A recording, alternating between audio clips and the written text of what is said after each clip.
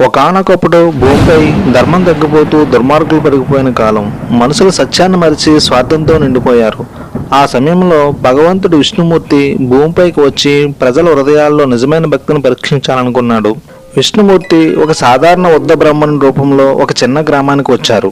ఆయన పాదాలు ధూళితో నిండిపోయి ఆకలితో అలమటిస్తూ ఒక ఇంటి తలుపు తట్టాడు. మొదట ఆయన ఒక ధనవంతుడి ఇంటికి వెళ్ళాడు. ధనవంతుడు నవ్వుతూ అన్నాడు, మా ఇంట్లో భిక్షం అడగొద్దు బాబు, ఇక్కడి నుండి వెళ్ళిపో అని సమాధానం ఇచ్చాడు. వృద్ధుడు మౌనంగా వెళ్ళిపోయాడు. తర్వాత ఒక పేద ముసలమ్మ దగ్గరికి చేరుకున్నాడు. ఆమె దగ్గర తినడానికి కూడా ఏమీ లేదు, కానీ ఆమె తన పిండి అన్నం పావు భాగం ఇచ్చింది. ఆమె నవ్వుతూ చెప్పింది, స్వామి, నేను ఎక్కువ ఇవ్వలేను, ఈ కొద్ది అన్నంతోనే సరిపెట్టుకోండి అంది. అప్పుడు ఒక్కసారిగా ఆ వృద్ధుడు ప్రకాశవంతమైన విష్ణుమూర్తి రూపంలో ప్రత్యక్షమయ్యాడు. ఆ ముసలి అమ్మ ముందు నలువైపులా కాంతి విరజిమ్మింది.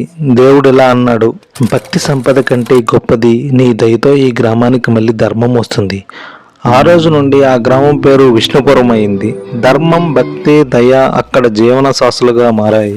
ఈ కథ సారాంశం ఏంటంటే, దేవుడు మన రూపంలోనే వస్తాడు. మన హృదయాన్ని పరీక్షించడానికి. ఇక్కడ సంపద కాదు, సహాయం, ప్రేమ, భక్తినే మనుష్యుడే అసలైన వైభవం.